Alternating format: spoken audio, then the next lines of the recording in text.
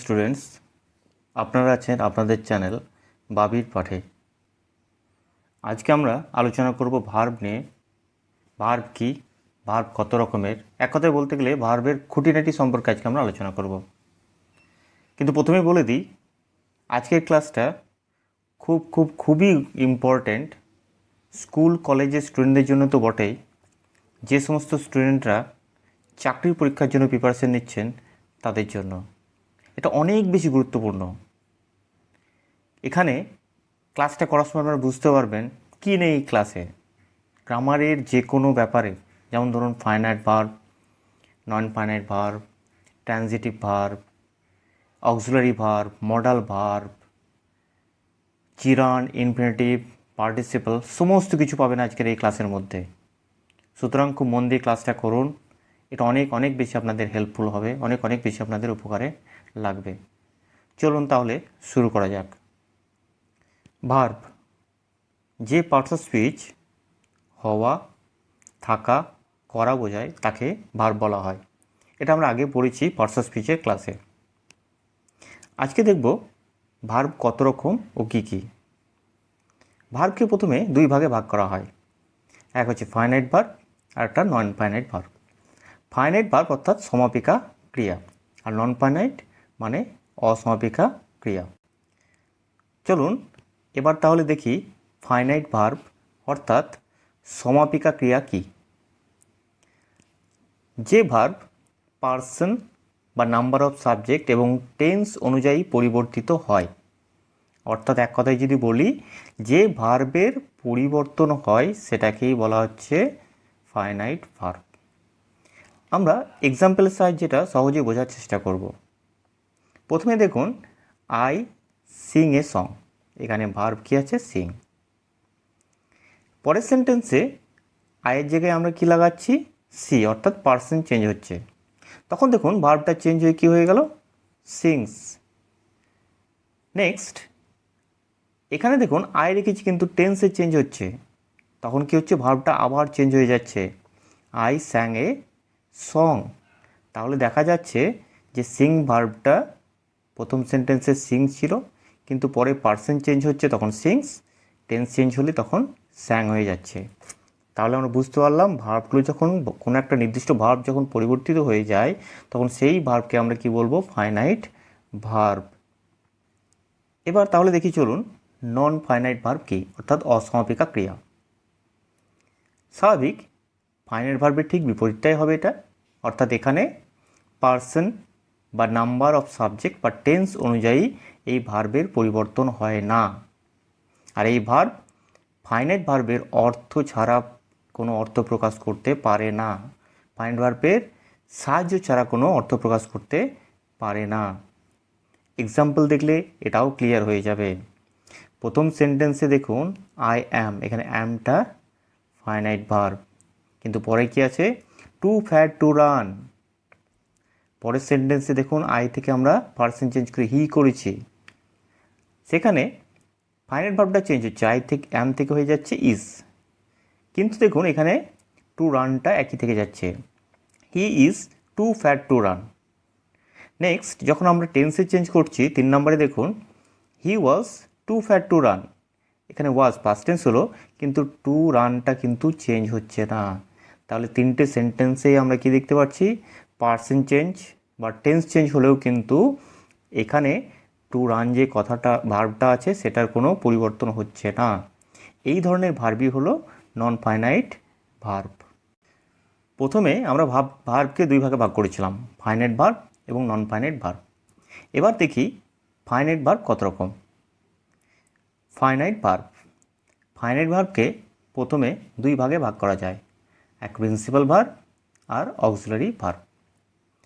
Principal verb আবার দুই রকম, ট্রানজিটিভ ভার্ব, ইনট্রানজিটিভ ভার্ব। আর এদিকে যে অক্সিলারি ভার্ব আছে সেটাও দুই রকম, প্রাইমারি অক্সিলারি, মডাল অক্সিলারি। আমরা এবার প্রথমে প্রিন্সিপাল ভার্বটা দেখে নিই। মুখ্য ক্রিয়া, যে ভার্ব নিজে বাক্যের অর্থ প্রকাশ করতে পারে, অর্থাৎ কারো সাহায্য ছাড়াই যখন বাক্যের অর্থ প্রকাশ করতে পারবে যে ভার্ব, সেটা হচ্ছে প্রিন্সিপাল ভার্ব। যেমন দেখুন প্লে, সিং, ফ্লাই, গো, এগুলো সবই হচ্ছে প্রিন্সিপাল ভার্ব। নিচে এক্সাম্পলে দেখুন, ইউ প্লে ক্রিকেট, তুমি ক্রিকেট খেলো। প্লেটাই কিন্তু বাক্যের অর্থ সম্পূর্ণ করছে, কারো সাহায্যের কোনো প্রয়োজন পড়ছে না। এই ধরনের ভার্ব হলো প্রিন্সিপাল ভার্ব। প্রিন্সিপাল ভার্বকে দুই ভাগে ভাগ করা হয়। একটা হচ্ছে ট্রানজিটিভ ভার্ব অর্থাৎ সকর্মক ক্রিয়া, আর একটা হচ্ছে ইনট্রানজিটিভ ভার্ব অর্থাৎ অকর্মক ক্রিয়া। ট্রানজিটিভ ভার্ব কি? যে ভার্বগুলির অবজেক্ট অর্থাৎ কর্ম থাকে, নামেই বুঝতে পারছেন সকর্মক অর্থাৎ কর্ম থাকবে। আর যে ভার্বগুলির কোনো অবজেক্ট থাকে না সেগুলো হচ্ছে ইনট্রানজিটিভ ভার্ব। এবার কথা হলো অবজেক্টটা কি? ভার্বকে যদি আমরা, বাক্যের ভার্বকে যদি আমরা কি অথবা কাকে প্রশ্ন করি এবং প্রশ্ন করার পর যেটা পাবো আমরা সেটাই হচ্ছে অবজেক্ট। এটা কিন্তু ভালো করে মনে রাখতে হবে। এখানে সেন্টেন্সটাই দেখুন, I play cricket, I play, আমি খেলি, কি খেলি? ক্রিকেট। অর্থাৎ কি প্রশ্ন করে এখানে আমরা কি পাচ্ছি? ক্রিকেট উত্তরটা। এখানে ক্রিকেটটা হচ্ছে অবজেক্ট। সেকেন্ড সেন্টেন্সে he gave me a pen, he gave, সে দিয়েছে, কাকে দিয়েছে? মি, আমাকে দিয়েছে। এখানে কাকে প্রশ্ন করে আমরা কি পাচ্ছি? মি। এখানে কি প্রশ্ন করেও পাওয়া যাবে, হি গেভ, সে দিয়েছে, কি দিয়েছে? পেন দিয়েছে। অর্থাৎ এখানে দেখতে পাচ্ছি আমরা দুটো অবজেক্ট আছে। তাহলে আমরা বুঝলাম অবজেক্ট হলো ভার্বকে কি বা কাকে প্রশ্ন করে যা পাওয়া যায় সেটা অবজেক্ট। কিন্তু ইনট্রানজিটিভ ভার্বের ক্ষেত্রে কিন্তু কোনো অবজেক্ট থাকবে না। যেমন দেখুন, দে সুইম, তারা সাঁতার কাটে। কি কাটে? নেই। কাকে কাটে? নেই। বড়জোর আপনি পেতে পারেন কোথায় কাটে, সেটা পুকুর বা নদী হতে পারে, কিন্তু কোথায় প্রশ্ন করলে কিন্তু অবজেক্ট হয় না। একই রকম সি স্লিপস, কোথায় স্লিপ বা কি, সেখানে কি প্রশ্ন করে কিছু পাবেন না, বা কাকে প্রশ্ন করে এখানে পাবেন না। কোথায়? বিছানায় সে ঘুমোচ্ছে, এটা হতে পারে। তাহলে কি দেখলাম? যাদের অবজেক্ট আছে ট্রানজিটিভ ভার্ব, যার অবজেক্ট নেই ইনট্রানজিটিভ ভার্ব। ফাইনাইট ভার্বকে দুই ভাগে ভাগ করা হয়েছিল, প্রিন্সিপাল, অক্সিলারি। আমরা প্রিন্সিপাল জেনে নিয়েছি, ট্রানজিটিভ জেনে নিয়েছি, ইনট্রানজিটিভ জেনে নিয়েছি। এবার আমরা অক্সিলারি ভার্ব কি দেখব এবং তার যে দুটো ভাগ প্রাইমারি অক্সিলারি এবং মডাল অক্সিলারি কি সেটা এবার দেখে নেব। অক্সিলারি ভার্ব অর্থাৎ সাহায্যকারী ক্রিয়া। নামটা শুনে বুঝতে পারছেন এরা সাহায্য করবে। কাকে সাহায্য করবে? প্রিন্সিপাল ভার্বকে সাহায্য করবে। বাক্যের অর্থ প্রকাশ এরা করতে পারে না, প্রিন্সিপাল ভার্বের সাহায্যকারী হিসাবে এরা ব্যবহৃত হয়। যেমন কি কি সেগুলো? Am, is, do, have, shall, can ইত্যাদি আরও আছে, সেগুলো আমরা ভাগ পড়লে তখন বুঝতে পারবো। নিচের লাইনটাই দেখুন, I am eating rice. Eating, ইটিংটা এখানে দেখুন মেন ভার্ব, প্রিন্সিপাল ভার্ব। অ্যামটা ভার্ব হিসেবে ব্যবহৃত হচ্ছে কিন্তু ইটিংকে হেল্প করছে, তার জন্য এটা হচ্ছে অক্সিলারি ভার্ব। অক্সিলারি ভার্বকে দুই ভাগে ভাগ করা হয়, প্রাইমারি অক্সিলারি ভার্ব এবং modal auxiliary verb. Primary auxiliary verb কি? এদের প্রিন্সিপাল ভার্ব হিসেবেও কখনো কখনো ব্যবহার করা হয়, অর্থাৎ এরা অক্সিলারি ভার্ব হিসেবে ব্যবহৃত হয়, কখনো কখনো এরা কি হয়? প্রিন্সিপাল ভার্বের মতো ব্যবহৃত হয়, তার জন্য এদেরকে প্রাইমারি অক্সিলারি ভার্ব বলা হয়। সেগুলো কি কি? যেমন বি ভার্ব, বি ভার্বের মধ্যে পড়ছে am, is, are, was, were. Have, have, has এবং হ্যাড, হ্যাড হচ্ছে পাস্ট ফর্ম। এখানে যেমন বি ভার্বের কী হয়? অ্যাম, ইজ, আর হচ্ছে প্রেজেন্ট ফর্ম আর ওয়াজ, ওয়ার হচ্ছে পাস্ট ফর্ম। তেমনি হ্যাভের have, has present form, had হচ্ছে পাস্ট ফর্ম।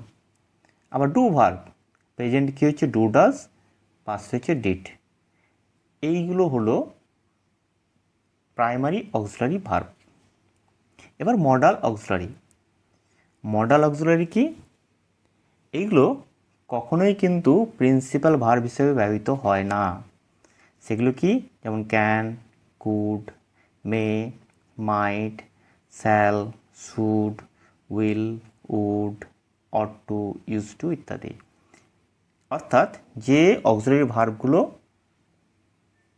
কোনো সাহায্যকারী হিসেবে ব্যবহৃত হয় কিন্তু কখনো প্রিন্সিপাল ভার্ব হিসেবে ব্যবহৃত হয় না, সেগুলো হচ্ছে মডাল অক্সিলারি।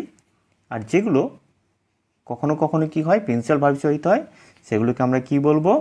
Primary auxiliary. আমরা ফাইনাইট ভার্বের সমস্ত ভাগ এখন পড়ে ফেলেছি, কিন্তু আমরা প্রথমে কি দেখেছিলাম যে ভার্বকে দুই ভাগে ভাগ করা হয়েছিল, ফাইনাইট এবং non finite verb. Finite verb যেহেতু জানা হয়ে গেছে, এবার চলুন আমরা নন ফাইনাইট ভার্ব অর্থাৎ অসমাপিকা ক্রিয়া সম্পর্কে জেনে নিই। নন ফাইনাইট ভার্ব অর্থাৎ অসমাপিকা ক্রিয়া, যেটা কি দেখেছিলাম, যেটা কখনো পার্সন টেন্সের পরিবর্তন হয় না যে ভার্বে, সেটা হচ্ছে নন ফাইনাইট ভার্ব। একে তিন ভাগে ভাগ করা হয়, এক হচ্ছে ইনফিনিটিভ, জিরান্ড এবং পার্টিসিপল। ইনফিনিটিভকে দুই ভাগে ভাগ করা হয়, নাউন ইনফিনিটিভ এবং জিরান্ডিভ ইনফিনিটিভ। জিরান্ডের ভাগ নেই, পার্টিসিপলকে তিন ভাগে ভাগ করা হয়, present participle, past participle, perfect participle. এখানে এতগুলো ভাগ থাকলেও কিন্তু আমাদের মেন দরকার এই তিনটেকে। এটা দেখবেন পরবর্তী সময় গ্রামার শেখার জন্য খুবই প্রয়োজনীয় হয়ে উঠবে। চলুন তাহলে আমরা প্রত্যেকটা ভাগকে এবার দেখে নিই। ইনফিনিটিভ অর্থাৎ 2+V1। V1 কি? ভার্বের তিনটে ফর্ম হয়, প্রেজেন্ট ফর্ম, পাস্ট ফর্ম আর পাস্ট পার্টিসিপল ফর্ম। এই প্রেজেন্ট ফর্মকে আমরা V1 বলবো, পাস্টকে V2 এবং পাস্ট পার্টিসিপল যে ফর্ম সেটাকে বলবো আমরা V3 ফর্ম। ইনফিনিটিভে কি হবে? 2+ ভার্বের যে প্রেজেন্ট ফর্ম, এই 2+V1 হলে সেটাকে আমরা কি বলবো? ইনফিনিটিভ। এই ইনফিনিটিভ আমরা দুই ভাগ করেছিলাম, এক হচ্ছে নাউন ইনফিনিটিভ আর জিরান্ডিভ ইনফিনিটিভ। নাউন ইনফিনিটিভের ক্ষেত্রে কী হবে? নামটা শুনে বুঝতে পারছেন যেখানে ইনফিনিটিভ নাউন হিসাবে ব্যবহৃত হবে, নাউনের মতো কাজ করবে। যেমন to walk is good for health. দেখুন টু ওয়াকটা সাবজেক্ট হিসাবে ব্যবহৃত হচ্ছে, কোন জিনিসটা স্বাস্থ্যের পক্ষে ভালো? টু ওয়াক, হাঁটা। এখানে দেখুন যেহেতু সাবজেক্ট এবং নাউনের মতো ব্যবহৃত হচ্ছে, তার জন্য এটাকে আমরা কী বলবো? Noun infinitive. একই রকমভাবে I want to read, I want আমি চাই, কী চাই? টু রিড, পড়তে। এখানেও কী হচ্ছে? অবজেক্ট হিসেবে ব্যবহৃত হচ্ছে এবং সেটা নাউনের মতো কাজ করছে, এগুলোকে আমরা কী বলবো? Noun infinitive. একই রকম যদি ইনফিনিটিভটা অ্যাডজেক্টিভ এবং অ্যাডভার্বের মতো ব্যবহৃত হয়, তাকে আমরা কী বলবো? Gerundive infinitive. এখানে দুটো এক্সাম্পল দিয়েছি, I am sorry to hear this. এখানে টু হিয়ারটা দেখুন আছে, he was a person to rely on, এখানে দেখুন টু রিলাই। এই দুটোকে আমরা কি বলবো? Gerundive infinitive. এরকম আরও আছে, সেগুলোকে আমরা জিরান্ডিভ ইনফিনিটিভ বলবো। নেক্সট হচ্ছে জিরান্ড। জিরান্ড অর্থাৎ V1 + ING, অর্থাৎ ভার্বের প্রেজেন্ট ফর্মের সঙ্গে যখন ING যোগ হয় এবং সেটা যখন নাউনের মতো কাজ করে, তখন সেটাকে আমরা কি বলবো? জিরান্ড। যেমন এখানে একটা সেন্টেন্স আছে দেখুন, swimming is a good exercise. Swim একটা ভার্ব কিন্তু ING যোগ হয়েছে এবং সেটা নাউনের মতো কাজ করছে। সুইমিং প্রথমে বসেছে, তারপর দেখুন ইজ ভার্বটা দেওয়া হচ্ছে, তার জন্য এটা হচ্ছে জিরান্ড। একই রকম আই লার্ন ড্রয়িং, ড্রয়িংটা লাস্টে বসছে ING যোগ করে এবং এটা দেখুন নাউনের মতো কাজ করছে, তার জন্য এটাকে আমরা কী বলবো? জিরান্ড। 3 নম্বর ভাগে আমরা দেখেছিলাম, সেটা ছিল কি? পার্টিসিপল। পার্টিসিপলটা দেখুন কি হবে? ভার্বের প্রেজেন্ট ফর্মের সঙ্গে ING যোগ হতে পারে, ডি, ইডি, এন, ইএনটি এই সমস্ত যোগ করে পার্টিসিপল হয়। এবং এই পার্টিসিপল কি হয়? ভার্ব এবং অ্যাডজেক্টিভের মতো কাজ করে। একে 3 ভাগে ভাগ করা হয়, প্রেজেন্ট পার্টিসিপল, পাস্ট পার্টিসিপল এবং পারফেক্ট পার্টিসিপল। প্রেজেন্ট এবং পাস্ট পার্টিসিপলটা আমাদের খুব বেশি ইম্পর্টেন্ট। প্রেজেন্ট পার্টিসিপল কি? V1 প্লাস আইএনজি, অর্থাৎ ভার্বের প্রেজেন্ট ফর্মের সঙ্গে আইএনজি যোগ হবে।